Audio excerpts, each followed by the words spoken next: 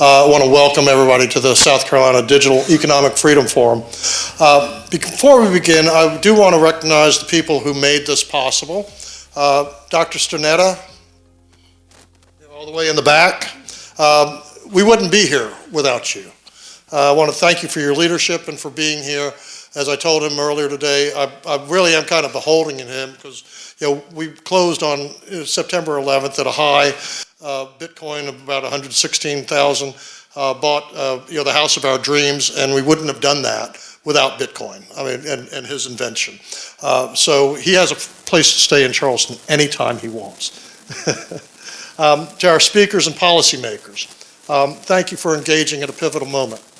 To our sponsors, Core Scientific, Russell, without your support, obviously we wouldn't be here right now. To Americans for Prosperity. Let's see.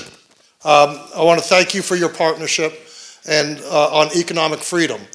We met late last week and realized our agendas were so close that obviously supporting each other is really how we start building this coalition to really make South Carolina an emerging technology state. To the McNair Institute, Dirk. Dirk has been there since day one, really. Instrumental in forming the first event that we did, 7, 8 years ago. I went to a conference in Dallas. It was sold out. They went into another hotel with live feeds, came back. I didn't have anybody to talk to. But Dirk was there, beginning that process, and out of that, we actually initiated Palmetto Chain, which was the first effort at a organizational focus as a 501c3. 4 years ago, we really began building the international relationships that signaled where this movement was heading. Our state treasurer, Curtis Loftus, was the first constitutionally elected official to visit El Salvador, engaging in high-level meetings focused on innovation, entrepreneurship, and digital transformation. That was the signal. South Carolina does not have to follow. We can lead. Now, before we dive into policy, I want to start with something simple. Take a moment. The swag. Everybody got a hat, everybody got a t-shirt. This is how it all came about. The hat says, "Make money great again." The shirt says, "Stop South Carolina DMV from selling our data." Some people see merchandise. I see a warning. A few months ago, I met with Russ Walker from Sierra Pacific Strategies. I was out at the CES event in Las Vegas, and he was out there starting this movement in Las Vegas. And I got a t-shirt. And it really started making me think. Russ has been educating federal policymakers about the impact of Chinese surveillance and foreign data exploitation inside the United States. We talked about infrastructure, data flows, strategic vulnerability. And then it hit me. We spend a lot of time talking about what China is doing with our data. We must also examine what we are doing with it here at home. An investigative summary highlighted how the South Carolina DMV generates revenue through the sale of our driver's license data to third parties. It may be lawful under current statute. Legality and legitimacy are not the same thing, however. If the state can monetize your data, ownership must rest with the individual. You produce the data, you live the life, you bear the consequences, yet you may not control your identity. That is the issue of our time. And it's much bigger than that. Digital identity must not become just another commodity. It must be recognized as a civil rights issue of our generation.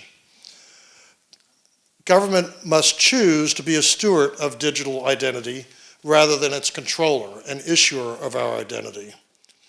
We must protect data rather than profit from it. We must build systems that safeguard rather than extract. The decisions we make now will shape the freedoms of our children and our grandchildren and their grandchildren, and generations we will never meet. South Carolina is now exploring modernization of government systems alongside the development of a sovereign AI data center. That's not just infrastructure, that's sovereign infrastructure. In the AI era, data is capital, data is leverage, data is power. There's a global race underway, and a race for AI dominance, a race for data control, a race for digital infrastructure. China understands this. Our adversaries understand this as well. We must understand it even better. We have about 3 to 5 years to define this correctly, maybe less, given the events of just the last 48 to 72 hours. If we do not define digital property rights, centralized AI systems will define them for us. South Carolina has a window. We can modernize responsibly. We can build sovereign infrastructure that protects our citizens. We can ensure that the state acts as a steward and not a controller. This is not anti-innovation. This is actually pro-freedom. You produce the data, you live the life, you bear the consequences, you should own the identity. Let us protect freedom in the digital age. Let us lead. Dennis, thank you very much. I remember when Dennis came a-calling, I suspect everybody in here had that same effect that this guy's going to be with me for a long time. And he has been, and he's been right about a lot of things. Your years of work, back before it was as cool as it is now, has made a difference. There was a time, and I'm sure Representative Kirschman and Kirby and others can tell you, that not many people spoke about emerging assets and the digital economy and stuff in the State House. And now it's a regular thing. There's still lots of training to go, and they will. So I want to thank you for the work. Everybody in this room has been either part of the leadership team or they've been hustling, been the workers, and that makes more difference than you think. Being a success in the State House is not a one-year deal, and the fact that y'all are sticking with it is big. The Treasurer's Office is simple in a way. We invest and maintain the money. Last night was about $54 billion, and that's something we do very well. The one thing that's not as easy is to know what's coming down the road. So you got to read the tea leaves to understand what's happening. And Dennis was talking about Department of Motor Vehicles. That's a massive operation, just that. And if any place ever needed blockchain, Dennis, that would be them. Anyway, so we have to be careful at the Treasurer's Office that we're not behind. If we are behind, then we've lost. With the support of the General Assembly and a partnership with this organization, funding was provided for what we call the Digital Currency Literacy Project. That's one thing you'll know about the Treasurer's Office. We never have a simple name for anything. We've launched a Digital Asset Resource Center to provide updates, legislative updates, federal guidance, and consumer protection information. We're also looking at the practical uses of the technology. I'm going to go right back to blockchain because that's the easiest one that I can understand. Government can't keep track of hardly anything.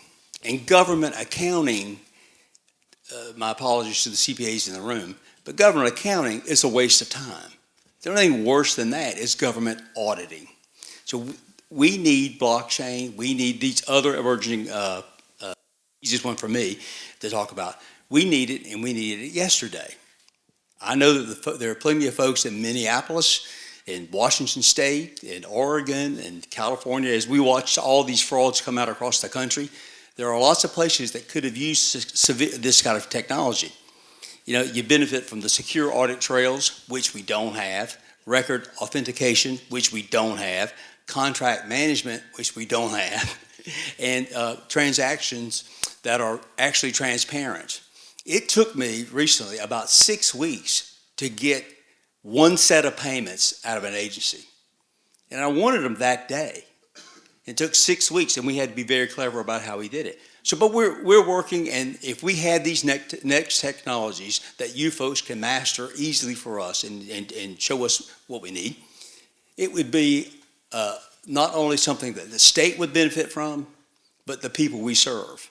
South Carolina is not a rich state. We are a working class state, and we deserve to be more accountable for the money we have. Each and every year, we have more and more money coming in. And it's such a blessing because we're on these national phone calls with a lot of the states that aren't. It's kind of a blue-red type of thing.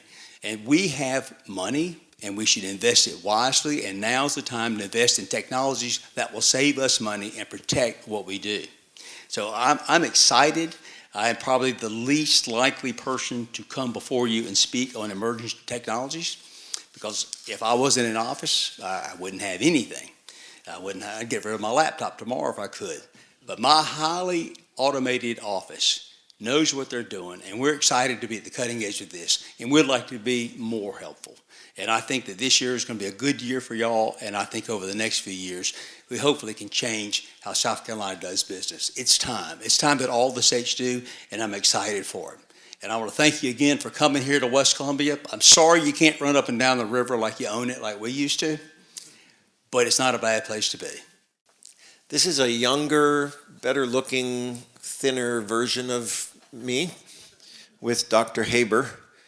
Back in 1991, where we did the original blockchain work at part of the old Bell Labs system, Bell Communications Research. And for those of you that are not familiar, the easiest way to understand how we connect is that these are the 8 footnotes to the Bitcoin white paper, and the middle ones are references to the work we did. We think of having laid a foundation, a kind of early blockchain, and then there have been numerous innovations on top of it, which we take no credit for, but it's kind of nice to go to sleep at night knowing that even though we're not Bitcoin billionaires, because whatever, at least we're confident that over $2 trillion worth of digital assets are kept safe by the basic data integrity mechanism that we invented. And I want to tell you a little bit of that story, again, as part of this effort to show you that if you think historically, you can predict the future better than if you just keep doom scrolling on TikTok. Okay? So the blockchain is an old idea. This is not an actual photograph, and this is not when I was even younger than that previous picture. But what we've got here are 3 things. A contract is being agreed on. This is a representation of a boundary being set between Israel and its neighbor. And the way they make this work is they assemble the people of the 2 tribes, the leaders of the 2 tribes, and they make an agreement, and they do it in front of a number of witnesses, and then they memorialize it with something that's going to last. In this case, this set of blocks that they're putting up. That's not the blockchain part. Okay? Fast forward a couple of thousand years, the problem is it's hard to reconstitute all the people that were there at the time and recollect what was said and make sure that the record that indicates it is maybe a little more portable than a monument in the middle of the desert. Now, I'm sure that there are some attorneys here. And so who can tell me what this much more modern than this record is? It's something called an indenture. And who can tell me what an indenture is? Yeah, that's one of its uses. But what about where the word comes from? Any idea where the word comes from? I see someone knows. It comes from denture. What's a denture? Denture is teeth. Why is this contract called an indenture? Well, I'll tell you why. The contract is recorded in triplicate. And then they do something very important with the contract. Does anybody know what they do? Oops. They bite it. And they tear it up along the lines that the contract was. Why do they tear it up? Why don't they cut it up? It's the denture part. Okay? I need someone that we can trust entirely. Can you reassemble the 3 pieces? Okay? Only if the pizzas perfectly line up, just the way teeth line up, do you know that the contract that you hold is an authentic part of that. Okay? That's how the blockchain works. We create a series of witnesses to a particular event, and then we link the records together in such a way that no one person can change the record without it failing to line up with all the other copies of it. And so I hope you can see from this that blockchain concepts are very old. It's a question of making them work more efficiently and more universally. That's really what's taken hold here. And I should note in passing that, of course, the blockchain can be used for cryptocurrencies, including volatile ones that peaked around September 11th and now are down to almost half that value, but also including stablecoins. And if you're not familiar with how stablecoins work, this is really just a projection of US dollar dominance, if you will, but in a more flexible way, in a way that means it doesn't take a month for a check to clear from one bank to another. It means everything can happen in seconds. Okay? All right, that's blockchain. Let's see if we can try to talk about something else. Let's talk about AI. It's less known, but mine was actually the first PhD dissertation that Stanford University granted in neural networks. And this was done a couple of years before the work on the blockchain. This was one of the papers that I published as part of my dissertation. And for anyone that knows the technical details, this is in some sense the first instance of a recurrent neural network. Anyone know? Okay. Scratch. I had a whole series of jokes about that, but just going to scratch that from the... Did you raise your hand? Okay, so we do have some people. Okay. Well, I'm not going to tell the joke. Obviously, things have changed since I published my own dissertation in, not going to say what year. I've learned you get to a certain age and you don't say what year you did something. You just say more than 20 years ago. So it was more than 20 and maybe more than 20 more, but whatever. What's changed since then? Okay? The most significant change that's occurred is the growth in the size of these networks. My dissertation worked with neural networks of 3 layers, don't laugh, okay? And about 1,000 weights or parameters, okay? And what has changed so dramatically is, yes, there have been improvements to architecture, but fundamentally, when you go from 1,000 weights to 1 trillion weights, you can do a lot more. Okay? And that takes energy. And as you know, blockchain processing can take energy. AI can take energy. But I think it's put to good use. And I think that while there are many challenges that AI presents, I definitely want to go down on record as saying they are It is so much a net positive that we're going to see going forward that we'll just have to deal with some of the disruption. No, they're not going to take over the world. No, they're not going to take all the jobs away. But will there be disruption? Yes. And I don't know if anyone saw the announcement just a couple of days ago. There's a company called Block, 10,000 employees, and they announced that they were giving 4,000 of them opportunities to grow in other ways because of AI. But the solution is to lean in. Okay? The solution is learn how to make use of AI. And I think the real job issue will be between those that know how to incorporate AI into their jobs and those that are less familiar with it. So there's an immediate action item that people can take. And coming back to the point that was just made, it doesn't matter whether you're from a small state or a large state, whether you're from a rich state or a middle-class state.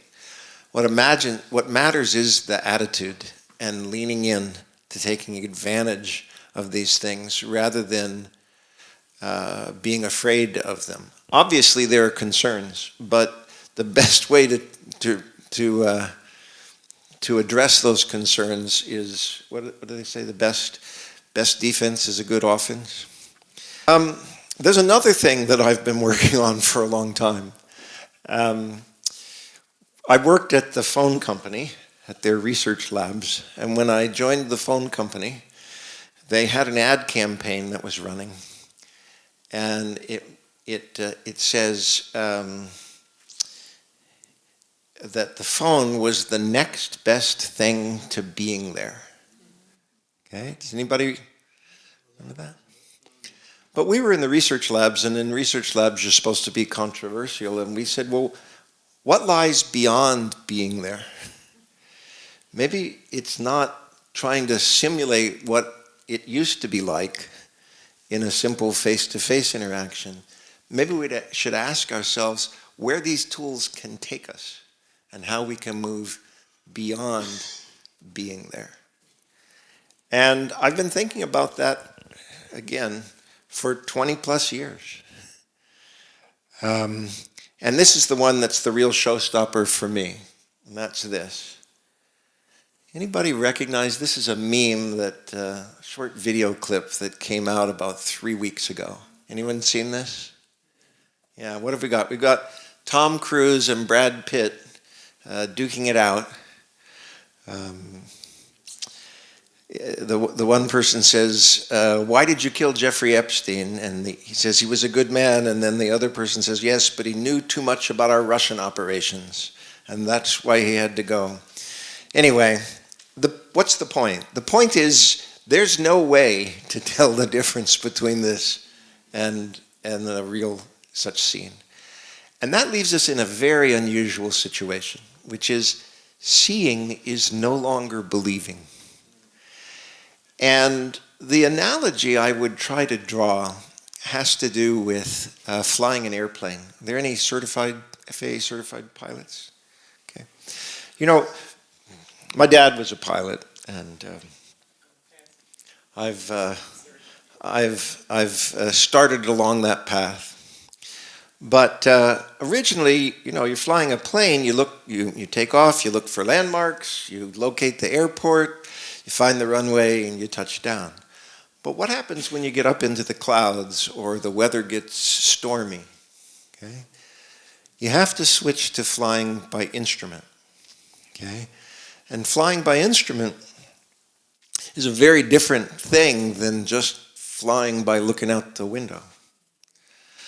The problem is that your vestibular system sends you the wrong signals, okay? And you can't trust your natural instincts for what's up and down and so forth. And learning to fly by instrument it takes some time.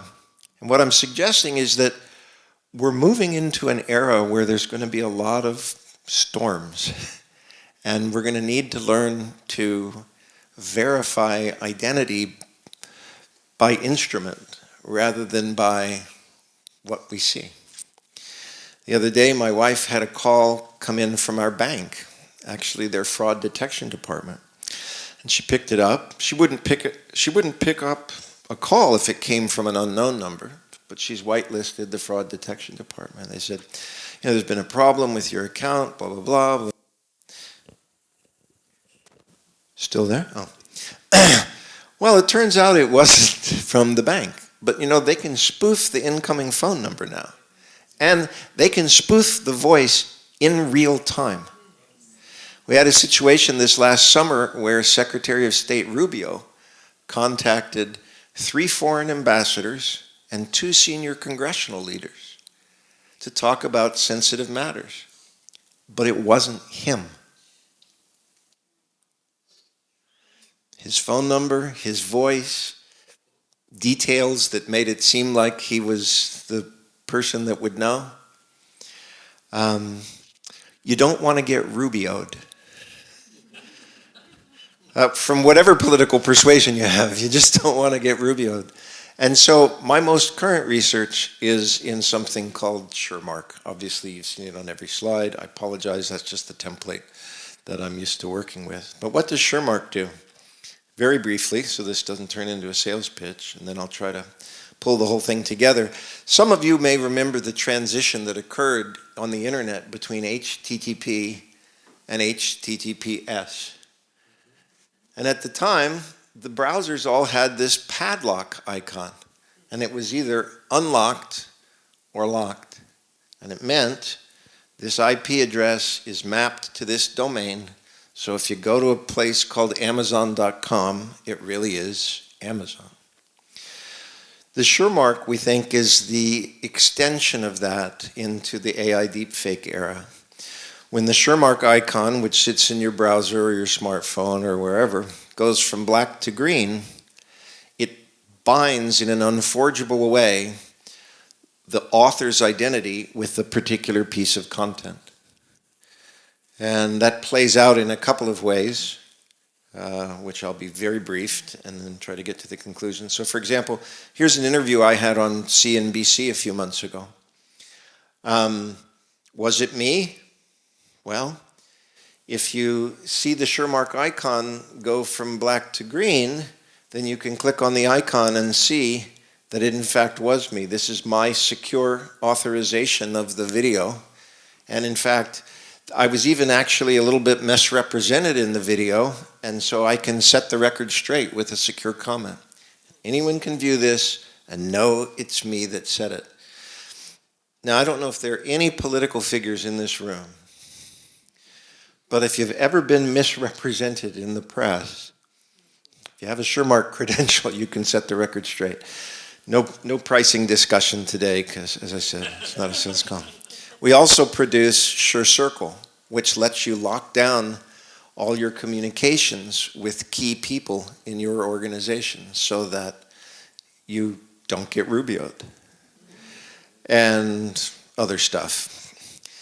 I want to come back all the way to the beginning. So I'm sorry, just one other thing about SureMark. Our sense is that rather than trying to defeat deepfakes or detect deepfakes, it's better to just make them irrelevant. And I think that's where the future lies. I want to come all the way back to the beginning and try to justify the title that I gave this. You know, Small Town to Global Village evokes for me what it's like growing up in a small town. You know, when we grew up in the neighborhood that we lived in, we could name every family in the entire development. Okay? And that just doesn't happen anymore. But back then, it was easy to know how to trust and who to trust and how to interact because there was this connected network. Okay? And the question is, as we move to this global village, okay, how do we preserve that small town sense? And the answer really is, when it comes to trade or commerce or money, what we do is we link everyone's witness together into a blockchain. When it comes to trusting identity, we have a way of having your closest associates vouch for you. So you don't need a state ID to prove, you don't need a state or federal government to confer upon you your identity. Your identity is made from the vouching network of your friends and colleagues. And when it comes to intelligence, I think we get a little bit awed by thinking about AI taking over the world. I mean, it makes a good movie, obviously. But in a sense, it's an evolution of your local library, okay? And the librarian that you could go to. And so I guess my point is I'm extremely excited about the future. Yes, there are going to be issues. I get that. I'm not living in denial. But there's so much opportunity. And there is no need to think that South Carolina needs to be second to anyone. It's not about the money. It's about the attitude. And it's about working effectively together. And there, I think, you may even have an advantage over some of the other places where there's perhaps a little too much polarization. 6% of your electricity bill is huge. Saving that 6% is huge. So a data center means a new or existing facility at a single location that provides infrastructure for hosting or data processing services, where the taxpayer invests at least $50 million in real or personal property or both over a 5-year period, and where there's multiple taxpayers where they together invest $75 million, and where the taxpayer creates and maintains at least 25 full-time jobs at the facility with an average cash compensation level of 150% of the per capita income of the state or the county in which the facility is located, whichever is lower. And those jobs have to be maintained for a 3-year period. So if you meet that criteria, you buy all your computer equipment, sales tax free, and you buy all your electricity sales tax free. So it's a very good incentive. We have very few qualifying data centers in South Carolina now. The reason for that is the jobs. So a lot of data centers don't have a whole lot of jobs, and therefore they don't qualify for it. And then you got to pay 150%. So the existing state per capita is 60,776. So you got to pay them 91,164. If that's the lower, most counties are below that amount, and therefore you would have to pay them at the county level. So there was a data center in Marion that apparently was approved in a harshly critical article of it in a local paper. Well, that data center, assuming it qualified for it, the average per capita in Marion County is $47,091, and so they would have to pay $70,635 in Marion County. Then the paper noted, in fairness to the paper, the data center, after a fee in lieu property tax incentive, was going to pay $28 million in taxes. The county budget was only $25 million. This one facility was going to pay more in property taxes than the entire county. So it was a good deal. Real quickly, I'm going to move on. There's 6 or 8 data center bills that have been introduced. The last 2 legislative sessions, the Senate has passed data center legislation, basically limiting them somewhat, and the House has refused to take it up the last 2 years. This year, it seems like there does seem to be a lot of momentum to pass something. So what Senator Davis' bill does, and Senator Davis is very powerful in the Senate, and so his of the 6 or 7 bills, his will almost certainly pass the Senate. Now, whether it passes the House remains to be seen. But it groups data centers into 3. A tier 1 data center has an electrical load between 1 and 10 megawatts. Tier 2 between 11 and 50 megawatts. Tier 3 means in excess of 50 megawatts. And then it creates within the Department of Environmental Services, which we all still know as DHEC, it creates within the Department of Environmental Services a data center development office which will accept or reject or approve the data center applications. The bill also provides, we all know how we all know how government can sit on an application. So the bill very prudently says the application from a Tier 1 center has to be dealt with within just 60 days, Tier 2, 90 days, and Tier 3, 120 days. So it provides criteria. Tier 1 data centers have very little criteria. Tier 3 has to have a whole bunch of stuff done. I don't think it's particularly burdensome, but they do have a whole bunch of stuff. And then the bill says the following locations are presumptively suitable for data center development: existing industrial parks with demonstrated utility capacity, previously developed industrial commercial sites, and brownfield sites identified by DHEC, and provides a tax credit if you're doing a brownfield site. The bill specifically says this does not preempt local government zoning, all local government's ordinances. And a lot of local governments want to do a data center because of the huge amount of property taxes and almost no services. Not a whole lot of the data center employees are going to be sending their kids to public schools. And so they want to do it, but they're afraid of the backlash. One advantage of this bill is if this bill passes, county council can tell its citizens, you know, they followed state law. State law is extensive, and they followed all the criteria for state law. So it ironically might make it easier for a county council to approve a data center. Public Service Commission has to regulate the electricity rates, and there's all kind of talk about no cross-subsidization. So with that, I'm going to turn it over to Representative Herb Kurtzman. There are about 6 or 8 bills that have been introduced in both the House and the Senate. Thank you, Bernie. Good evening, everybody. Oh, and let me interrupt you real quickly. To those who are interested in the existing data center law, I brought about 20 PowerPoints, and they're on the back table there. Good evening, everybody. Bill Herb Kurzman, and you about got the name right. It took me till 8th grade to get it right.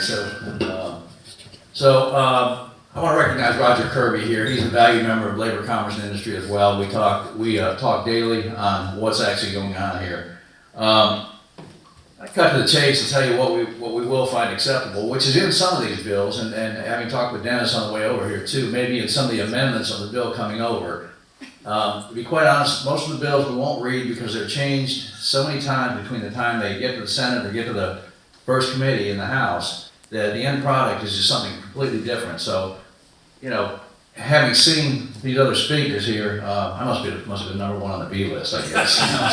But Dennis, I mean, you guys will probably understand it, but we have to take it as a whole and as a finished product, and then just do what we can to it. So basically, what seems to be coming out is the environmental concerns on that, and the power concerns, quite frankly. The impact, we've addressed part of that, as Bernie said, and you all know, but the data centers we're talking about are historically, we're historically draining of the environment, but these are self-contained units now, right now, as far as the cooling systems on it. And the energy, the enhancement that the energy issue was before now is different. I mean, this will actually correct and possibly make the base load better on that we have. The ability to bring in power for the data centers and the excess power going out to the community, it helps our base load, it helps the price. Our prices and energy across the country, but particularly in this state, no one's seen it go down. But it's quite possible to have them go down. The amount of gas coming through that could be a standalone power center for a data center right now, that could bring the price of gas down. I know we increased the pipeline sizes, which almost cut our gas prices in half. So it can be done on that. I think from the job standpoint, what we're seeing is maybe the data centers aren't hiring a lot of people. Maybe there's not a big employment right there. But I do know for a fact that like Blue Cross and Blue Shield would not be where it is right now with their 2,800 employees if we didn't have a data center right next to it. So we either have the data centers and we have the businesses that adjoin them, or we leave it to someone else to do in a different state. And South Carolina, we're nimble enough, we're fast enough, we just can't afford to do that. We are fast enough to be able to do it right. So that's about where we are on that. The important thing to us is the price stabilization, the environmental end of it, which seems to be taken care of in these new bills right now. We have, Dennis was telling me, hey, he has 19 amendments. We'll look at all the amendments on that and possibly do a companion bill and bring that into a conference committee. The conference committee is a little bit different. You have 3 members from the House, 3 members from the Senate on a conference committee. So you can imagine with 6 people, it's gonna be a lot more fluid than it is with 124 members looking at something. So they're gonna argue about the T's and the I's and everything else too. So you can see, I think, movement in the House on that. We're a little bit more of a deliberative body, I would say, than the Senate is. So I think you'll see probably a faster movement on it, but also a more calculated movement on it. And Bill, the last 2 years, the Senate has passed data center amendments twice, and the House has simply refused to even to take them up. Is there so much momentum the House is going to feel obligated to take them up this year? No, those are just bad bills. So I think what we'll do, I think we do feel compelled to take it up now, especially on what's going on with the Trump administration calling for the data centers, for an increase in data centers right now. We know the federal dollars are going to follow where the data centers go, and in our rural communities, that's really going to make a big difference. Yeah, happy to. So I'm a local guy. I grew up in South Carolina. I live about a mile that way on the Congaree, and I married my wife right up there under that oak tree. But my company is global, okay? I'm a co-founder, Core Scientific, we're public traded. We have about a $9 billion market cap. We had our earnings. I was sitting up there listening to it, and I think we went down on our earnings, just like everybody did with the war that's going on. But I want to talk a little bit about what Scott did, because our company monetized 2 of the things he's talked about. So we started out in 2017 as a Bitcoin miner. We became one of the largest public Bitcoin miners in the world, and our facilities produced over 80,000 Bitcoin, and we're still making Bitcoin today. We have data centers in North Carolina, Georgia, Alabama, Kentucky, Texas, Oklahoma, and North Dakota. We don't have data centers in South Carolina. I'm a co-founder of the company. I live a mile that way, and I've been trying for a decade to do a data center in South Carolina, and it's tough. And now, I also will say this, I'm also an undercover tree hugger. I grew up in the Scouts, and I planted 10,000 trees from an Eagle Scout project. So I happen to be someone that loves the state and loves the outdoors. So I want to address a couple things with data centers. I want to talk about the environmental impact. I want to talk about power. I want to talk about cost to ratepayers. I want to talk about what we're doing in other states. I want to talk about how much we're spending in other states. I want to talk about environmental impacts as it relates to water, power, noise. I've heard lots of those things. First off, the data centers I'm going to talk about right now are AI specific. Okay. Oh, and I'll also address data centers in space because we're working on that too.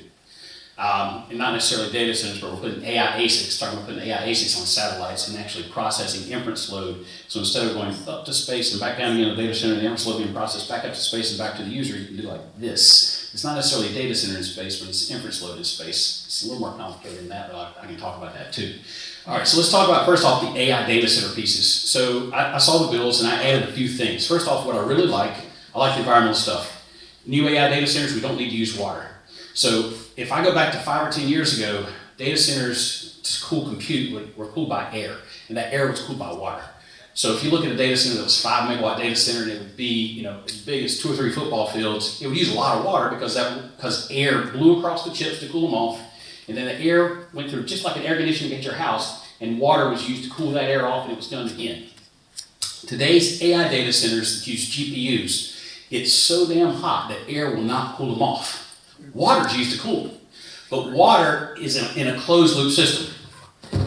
Basically, the chip sits like this on the GPU, a little metal plate sits on, I'm going to simplify this, okay?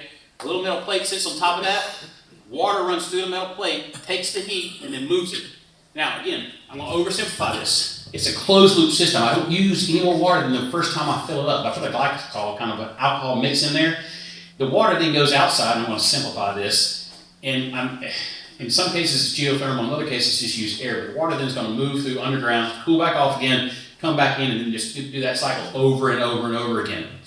The chip manufacturers have also gotten really good. The new chips run at like 86 degrees Celsius, which is really, really hot, like in water bowls at 100. So they can run really hot, and it's just okay. So Anybody that comes here saying they want to build a data center, and they want to put out here on the Congaree, and they want to pump water out of it, tell them to go pound sand. You don't need to do that anymore. So we don't need to do that. Not for AI data centers, and that's what all the data center growth is right now, is on AI data centers. Noise. AI data centers don't make any noise because all the chips are inside. Every once in a while, if the power goes down, a generator needs to come on, a generator will make some noise. But it's going to come on once a quarter to test that generator, and it might come on if, it doesn't really happen in South Carolina, but it happens in Texas a lot. There's like a big ice storm, the power goes down, and the generator has to come on. So when those generators run, they'll make noise. But you won't hear the actual computers themselves. You will hear the generators. Aren't those walls pretty thick where all those chips are? That's right. You're not going to hear anything from the chips. You're not going to hear anything at all. But now what AI data centers do consume a ton of is power. And they use an absolute astronomical amount.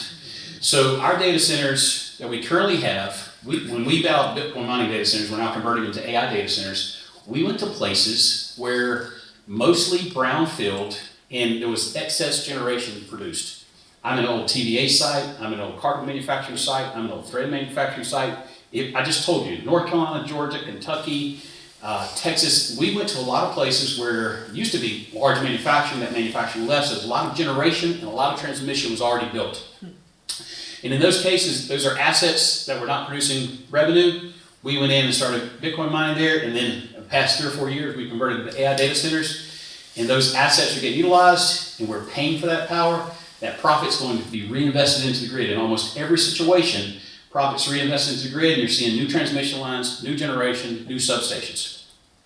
In places where it doesn't exist, we pay for it.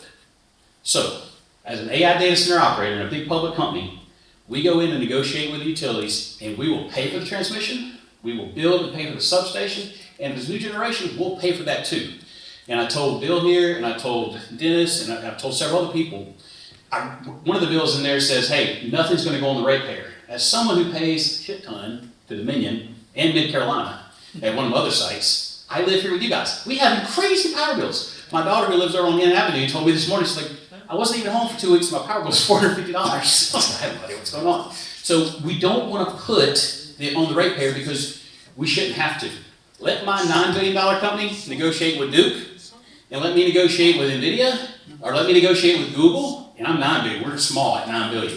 Let them negotiate, don't put it on the ratepayer, make me have to figure out how to do it, okay? Because when I have someone buying compute from me, they're gonna pay a ton of money for that, and I can wrap all that up. I can fund all that. So if you have a data center come to you that says, hey, I need the ratepayer to pay for a 200 megawatt nat gas generation plant, tell them to go pound sand, you don't need to. Now there are a couple things you do need to have. One I put in here, we already have it, that's a sales tax incentive. I spend about $10 million a megawatt to build a data center. We're going to spend, my little company is going to spend over $20 billion over the next 3 years building data centers. My clients are going to spend another $100 billion putting compute in those data centers.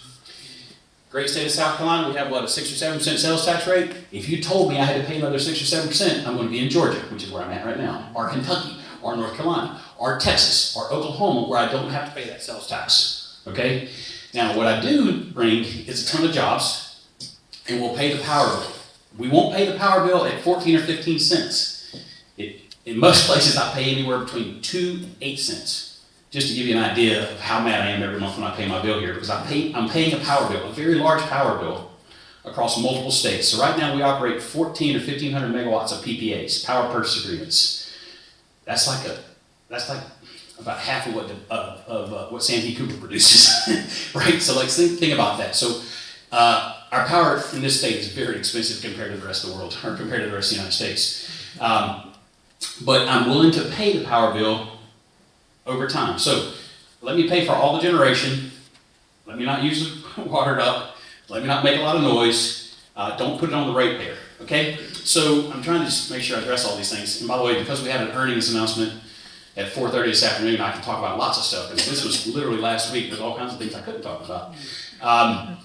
But again, I've been looking at the bills, and I'm very excited about it for South Carolina. I will say this. As Bill said, the new data centers, even though the AI data centers can use a lot more power as far as the per jobs they create, they can go just about anywhere. What's interesting is, if I went back 10 years ago, data centers kind of needed to be near a large metro area. He talked about the one at Blue Cross Blue Shield right near the middle of downtown Columbia. Well, my data centers now, for AI specifically, can be out in the middle of nowhere. Marion County works, Hampton County works. A little town I grew up in, Greenwood, works. My data centers right now, I have one that's 400 miles west of Dallas. Anybody watch Landman on TV? Yeah.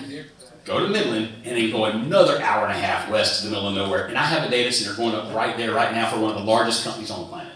So they can really be anywhere. And I don't bring a ton of jobs, but I bring very high paying jobs. During construction, one of our sites can have 2 to 3 million man hours of construction going on. Then after that, I can take a kid right out of high school, make him a journeyman electrician, and pay him 120 grand a year. 3 or 4 years later, if he makes master electrician, he can make 250 grand a year, and that could be anywhere in South Carolina. So the jobs are high-paying jobs, and they come in a couple different batches. There's the electrical side. If you have a kid graduating high school, tell him to become an electrician. Don't worry about college, just go become an electrician. Do it until we finish this data center stuff, because they'll have more money than they can ever spend. Next up, HVAC. I'm not talking about fixing the air conditioning, changing the filters.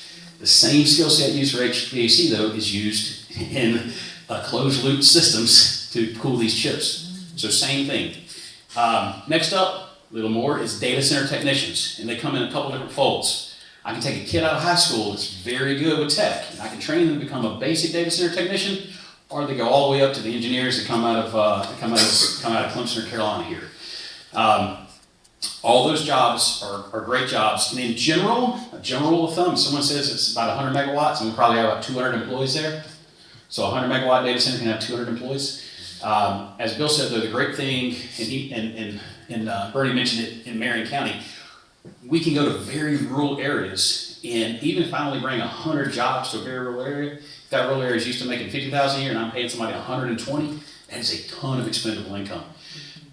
Marble, North Carolina is up in Cherokee County. If you go to the casino and make a left and go through the Nantahala Gorge, that's where we're at. Little town's about 300. We employ, 100, 125. We've been there since 2017. If you go now and look, there's restaurants and there's more hotels and there's more jobs, because those kids, and I'm not calling them kids because they're all young, when they're making that much money, they're spending that much money. More importantly, they're staying home. They don't have to, from there, it used to be kids headed to Atlanta, which is about 2 hours south of there to find jobs. They're able to stay at home and have really well-paid tech jobs. And we're seeing this across the board. So in areas that are rural, it really makes a difference. And in areas where utilities where the towns own the utilities, Dalton, Georgia is an example, co-op there in Marble is an example, we have a huge impact on local budgets. It comes from property taxes, but it also comes from, in a lot of cases, like an override. So like the town of Dalton owns Dalton Utility. We're about 60% of the budget for that whole conglomerate there. If you go to Dalton right now, they've been paving roads and putting in sidewalks and putting in parks and all that kind of stuff because they're making a ton of money off of us. We're making a ton of money as well, though. My clients there are Meta. Everybody here uses Facebook and Instagram. Well, we're doing AI for Meta there, so they're paying the bill. And Dalton is benefiting from that. We're not using water, we're not making a lot of noise, but we are using a ton of power. There in Georgia, most of it's either nat gas or nuclear. They built Vogtle, we effed up the one just north of here. They finished out Vogtle over there about 2 years after we did. So they have a lot of nuclear in Georgia, and they have a lot of, I was in the Navy for a while, so I have Potty Mouth, but I've been very good not to say any bad things.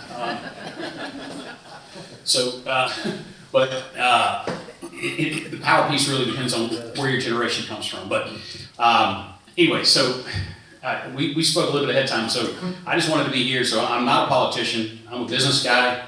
I'm a local business guy, but I don't do business locally in South Carolina. I would love to do some business here in South Carolina. We started looking at an AI bill, and Dennis asked me to talk to the guys about it. I dove right in and said, look, we're probably not going to have anything to do with it, but I have an opinion, and I pay a lot of taxes, so I'm actually happy to provide my opinion and help the state where I live any way I can, whether that's either looking at AI legislation or just telling you why you should build certain data centers and why you shouldn't build others. Because, and I mentioned this back here when I was talking to George, I don't know where George is at now, not all data centers are created equal. if you have somebody come and say they want to pump river out of the wire out of the concrete, tell them to go pound sand.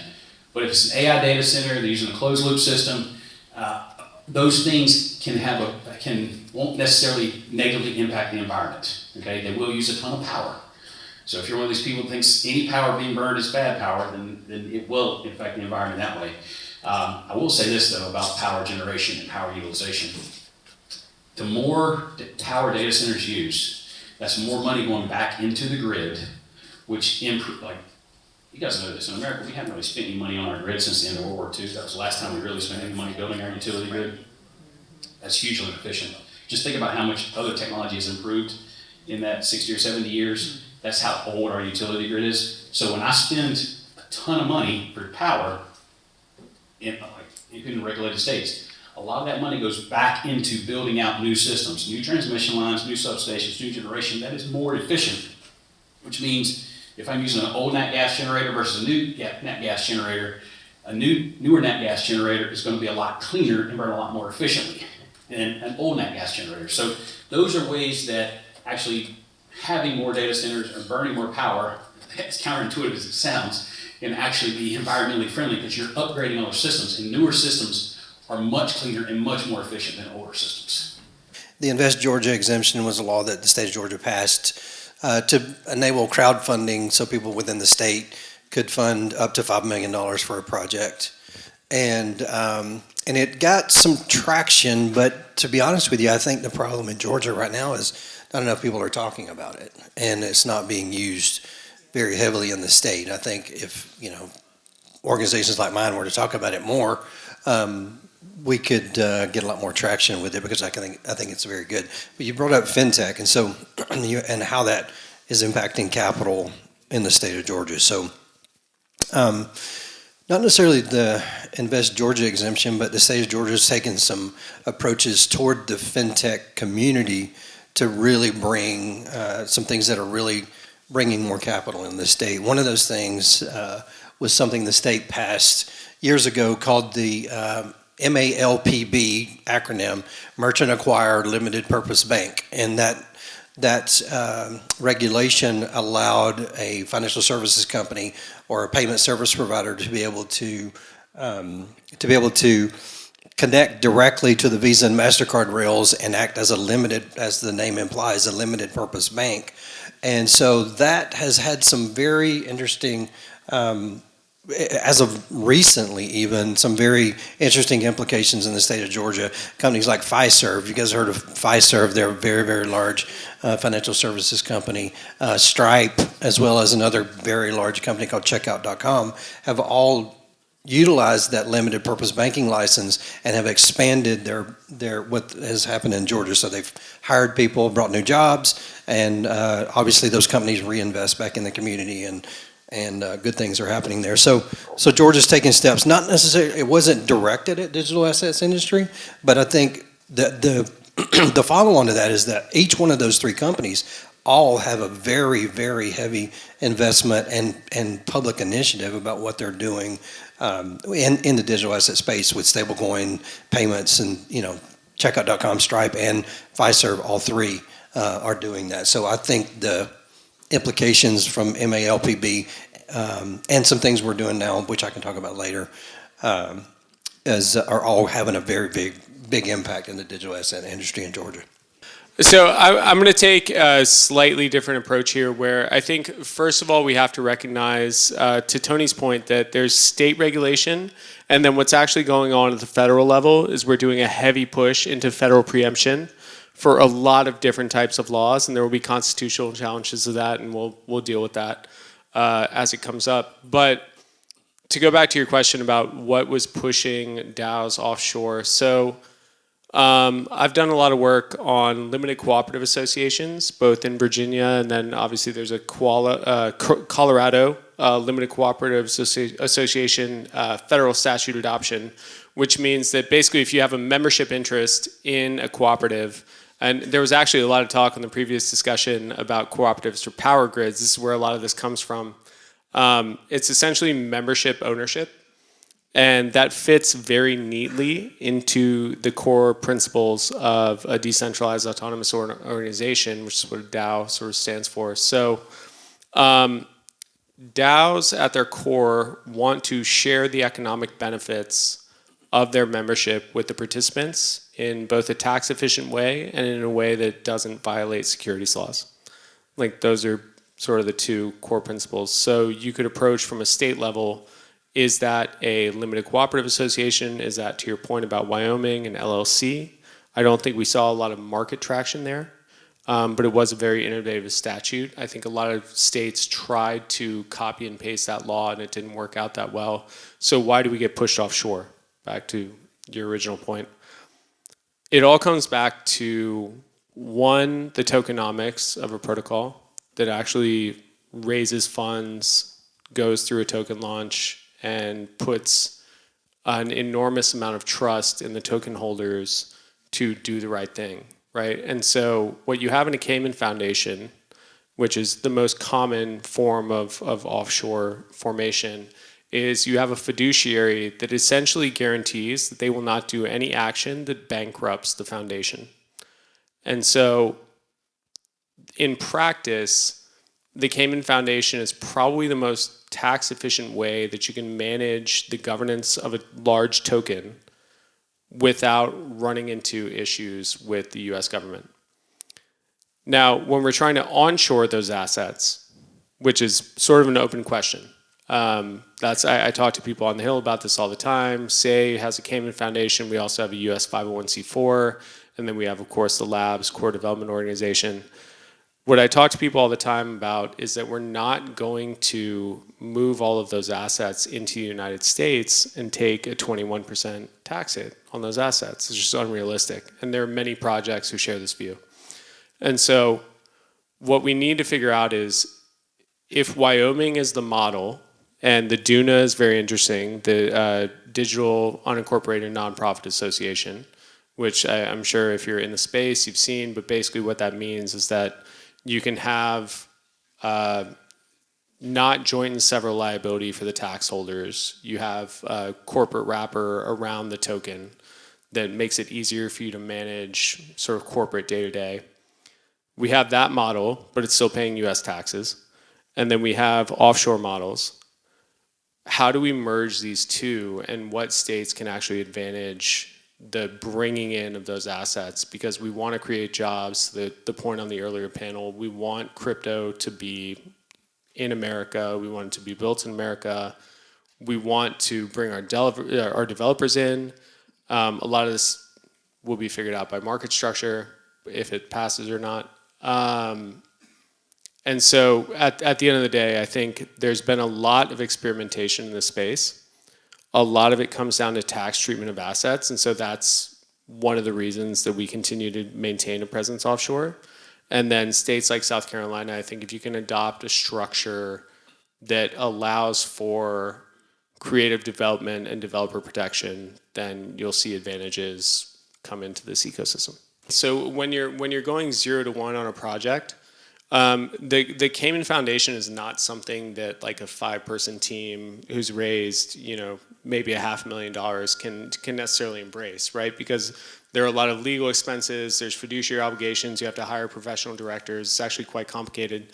And so what I think Wyoming did well was address the 0 to 1 problem, right? It's, what do you do when you have a small project, you don't want to have joint and several liability among developers or token holders, and you want to create a pathway where I know that I'm not going to get sued by the SEC or by any other federal regulator to create my project and launch my token.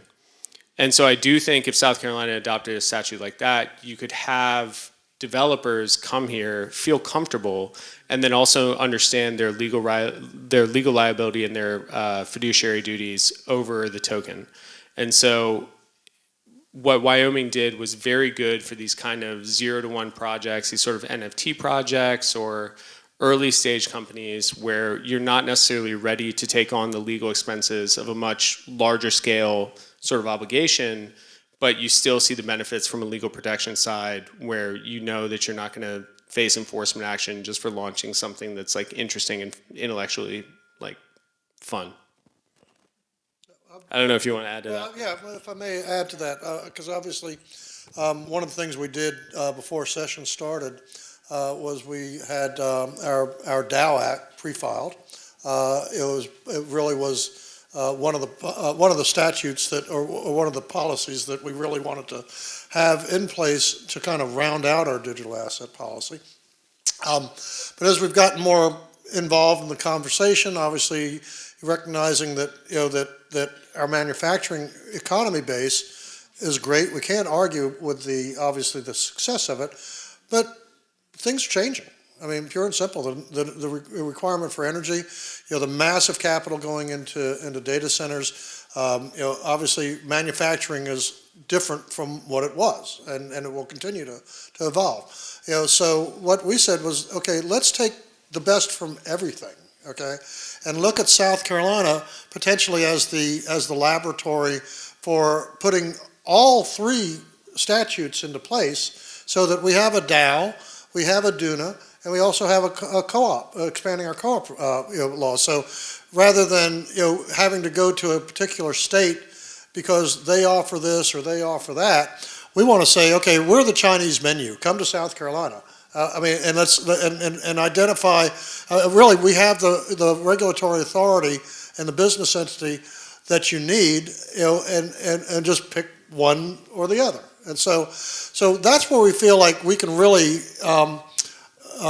jumpstart digital asset policy for South Carolina against the rest of the country, in that or other areas that are doing it, because we're really competing against Wyoming, for business structure. Obviously, Colorado, Texas, Florida now. I mean, Florida's, they're coming out with a gangbuster number of bills, that we understand are going to be enacted. So, so how do we get into parity quickly, with these other entities? Because once we do, the world starts seeing what's happening at that point, and we have a natural attraction in South Carolina. I mean, obviously, if we want to attract C-suites, for technology companies, I mean, what better, draw is there than Charleston and Hilton Head? I mean, we have, the locations there themselves are what bring these folks in, and I mean, we saw exactly what happened, with Scout and the C-suite going to Charlotte simply because they didn't want to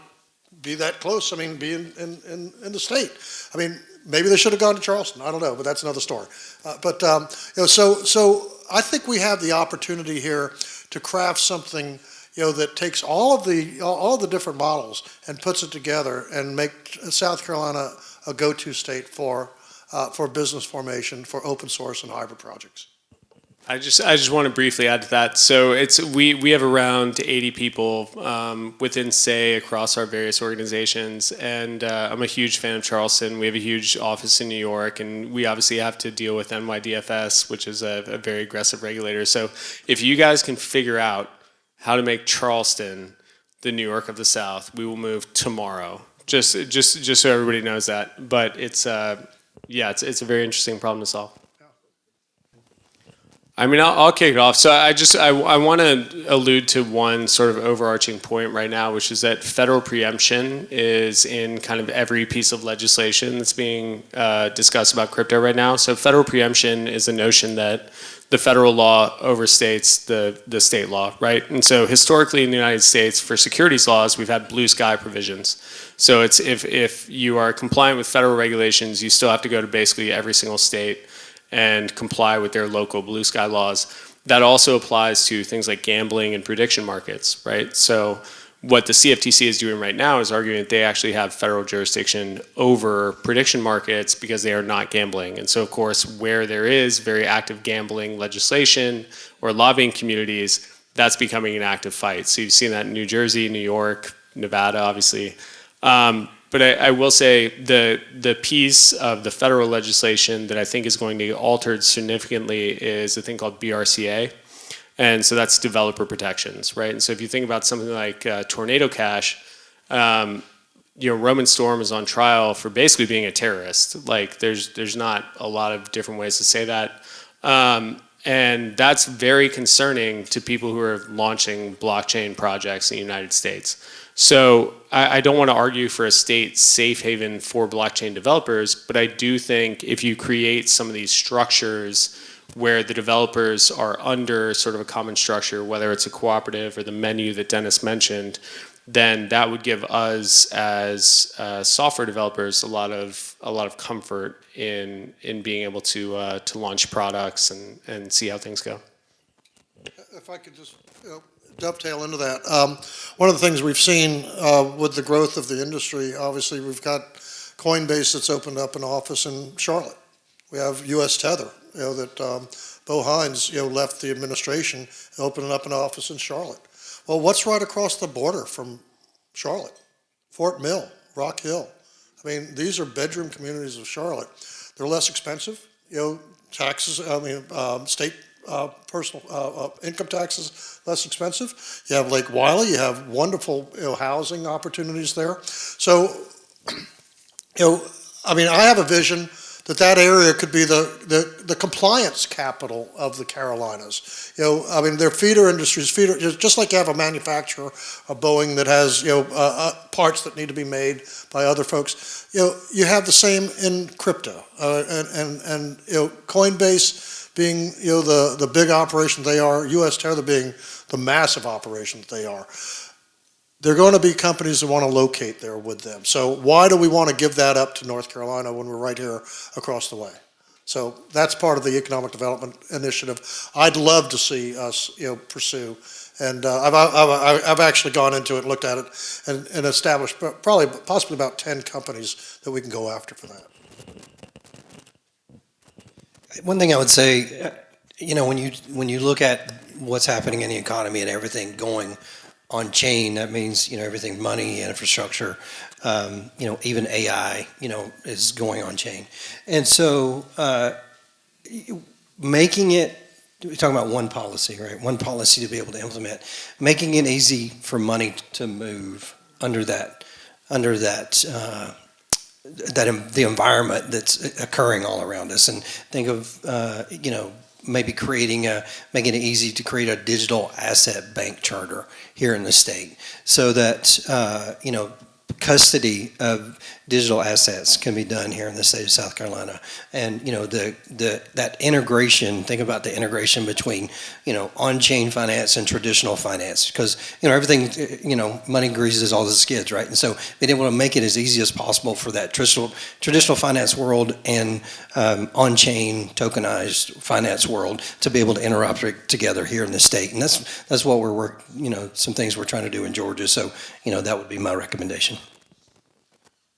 Yeah, I would just love to briefly add on to that. So what Wyoming did with the SPDI was very successful. It's still sort of a step. So what a lot of people don't understand about applying for a federal bank charter is that there's enormous compliance obligations. There's ongoing reporting. There's all kinds of things that you need to hit. But if you're able to start at the state level and operate, there were a lot of custodians who were not federally qualified custodians, but who at the state level could manage and hold assets from a custodial level. They're now all applying for OCC bank charters, and they wouldn't have been able to do that if they didn't build the bones at the state level, and there's no reason that South Carolina couldn't play in that space. How many people in the room know who Gartner is? Probably, I would say most people in the room know who Gartner is. So Gartner just did a study, came out in 2025, and they talked to CEOs, all the CEOs they work with, and the CEOs that they work with said that they were predicting that 20 to 25% of their revenue, total revenue, were going to come from this category called machine customers. And a machine customer is a non-human economic actor. What does that mean? It means an AI agent, right? That is doing transactions from your business and to your business. And so when you look at that and you think about what the implications of that are, and by the way, the numbers behind that, Gartner says, are trillions of dollars of economic activity by 2030. I just wrote a newsletter article, and this is top of mind for me. So because of that, you have to think about the fact that those machine customers have to live somewhere. So they have to reside, in some way to be that customer to do transactions. Well, that requires, it requires, the entire infrastructure to support those, just like what Russell was talking about from Core Scientific before, right? You've got everything from the fiber, the energy, the data center, the GPUs, all that. They have to live somewhere. And so when you think about, this is just from now to 2030, trillions of dollars. Think about by 2035, So those machine customers are going to take more and more and more of a huge place in our society. And so if states and businesses aren't thinking about that now, they are going to be behind. Yeah, and I'll just add, so when you think about the next 3 to 5 years, I don't want to be the AI doom and gloom guy up here, but we spent a lot of time on this topic. We've particularly spent a lot of time on agentic commerce recently. And so that's agentic payments, that's X402. If you haven't heard of X402, I definitely recommend looking into it. There are certain types of transactions that especially involve pulling API keys as like a first true use case that are going to be almost entirely denominated by stablecoins. It's because the mechanism for key management in APIs doesn't make any sense in sort of an off-chain capacity, and we already have the infrastructure to do it on-chain. So that's going to accelerate incredibly quickly. One of the things I kind of chuckled at about the last panel, there was a very good question that was asked, which is what happens in 8 to 10 years? The timelines have been dramatically compressed. So I think you're probably going to be looking at switching out GPUs and things like that in like 2 or 3 years. It's not going to be this sort of long tail that we've seen in the past. It's going to be pretty J-shaped, pretty hockey stick shaped. And so what that means for data center capacity is it's going to be probably the biggest source of investment. We're seeing a little shakiness in the private credit markets right now because the hyperscalers have been able to sort of demand their price from the markets. That may cool somewhat with economic volatility, but the primary source of power demand and compute demand is going to be data centers, and it's going to accelerate dramatically. And we're seeing that every day in what we do. So I do feel like inviting those customers into your state and being ready for that sort of revolution is something that you should be kind of prepared for. And if I may, just kind of wrap that particular subject up. When we talk about the Ascend project that Representative Bradley has proposed, for the state to modernize its computer systems with a sovereign AI data center, when we look at that from the perspective of centralized operations, that's one way of utilizing it. But a little less than a year ago, Coinbase announced the implementation of 402 protocol. If you don't know what 402 protocol is, just Google it, okay? And it's already baked in to the internet where you can have a peer-to-peer transfer, using a digital asset.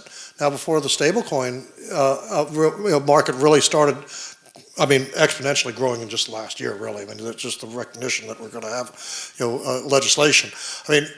Now instead of using Bitcoin or Ethereum or some other asset, we just use $1 or a penny. Banks can't transact small amounts like that. You have to have a me to you transfer at that point, and that happens in a sovereign AI data center that is public infrastructure, like what South Carolina is looking at, and what other states are considering, means that we're changing the whole nature of revenue development and really creating new revenue streams that we just didn't have before. So, really when we look at eliminating state income tax, taking that, that's the immediate goal, but let's look at it from the standpoint of we have another bill, just as an example, that's already filed. It's gone nowhere right now, but it means that it basically just allows you to transact and use cryptocurrencies and not have to pay a capital gains tax at the state level. If we want to incentivize something, why don't we just start by saying, okay, let's stop taxing the things that that are new and that are coming up, and not consider that another revenue stream, but that's the path to the next level at that point. So I don't want to get too much in the supercomputer. That opens up the whole civil rights issue, another area. But we have the ability to lead. That's the important thing. We are. It was so eye-opening to me. Probably 6-8 months ago, when a big data center site developer said, "We're tired of South Carolina being the state that waits. We want to be the state that innovates," and that's really where we want to go.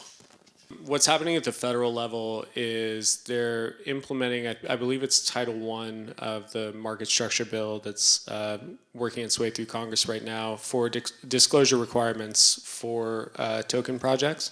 And so I will say that the tokenomics, or the sort of back end kind of private deals between a project and people like market makers or other sort of liquidity providers, is relatively opaque. In America, we have kind of a starting point where we decide that the accredited investor is either smart enough or risk tolerant enough to take the risk of investing in something opaque. And so you may have something like a white paper, you may have something like a PPM, or you may have something like a tokenomics model that basically explains, here's where the tokens are going, here's what's going to happen, and then the information asymmetry essentially just drops off a cliff. Right? So there is a need for disclosure requirements that allows investors to understand the system that they're participating in. And this is particularly true in DeFi. For those of you not familiar, so DeFi is kind of decentralized finance. It's the idea that you can put money into a liquidity pool and earn yield on that. And the idea is that there's no technical sort of counterparty other than your peers in that pool. But what actually happens is a lot of projects are either injecting liquidity into that pool, or there's ways that you can juice the yield to where you're investing for a higher ROI. And so then the opposite end of the spectrum is being a publicly reporting company, right? Which is, we're filing 10Ks, we're doing our S1, we're going through the IPO process, which is very expensive, very time consuming. And so I believe that there should be robust investor protections for people investing in digital assets. But at the end of the day, it's also consumer choice, right? So we want to enable the most people who are capable and willing of investing in these asset classes to be able to do so in an informed way. And so the question becomes, what is the appropriate amount of disclosure that those investors should have? And that is still kind of TBD. Like there's not a clear amount of information. Like if I gave you 3-year backward-looking financials on Say Labs, that will do absolutely nothing for you as an investor on what the token is doing today, because it has nothing to do with it. Like, we're financially healthy, we're good, our balance sheet is good, here's what we're working on, here's where our expenditures are. That has nothing to do with whether or not the price of the token goes up or down. And then you can go look at like tokenized funds, like we're in an Apollo ACRED fund, which is tokenized debt, which is great for liquidity and sort of movement of funds, but it also has nothing to do with sort of how the token is doing, right? And so, long story short, I think there should be an appropriate amount of information that investors can access. But right now, there's far too much proprietary information in the system. And I say this as someone who is part of the proprietary system, that we need to bridge that gap, and I'm just not sure how you do it from a legislative perspective.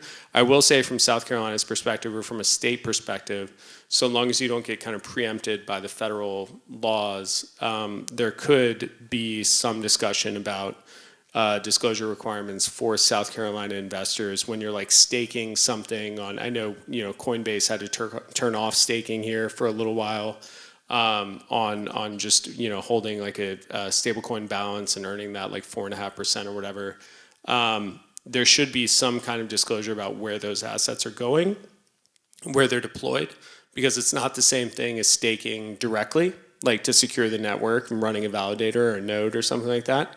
But I'm very curious to see what states do in terms of making sure that investors have adequate disclosures about where they're putting their money. So accredited investor laws historically have been based on not how intelligent you are, but how able you are to bear the loss. That's actually the fundamental reason that we have accredited investor laws. And so any movement, we were actually talking earlier about the Series 65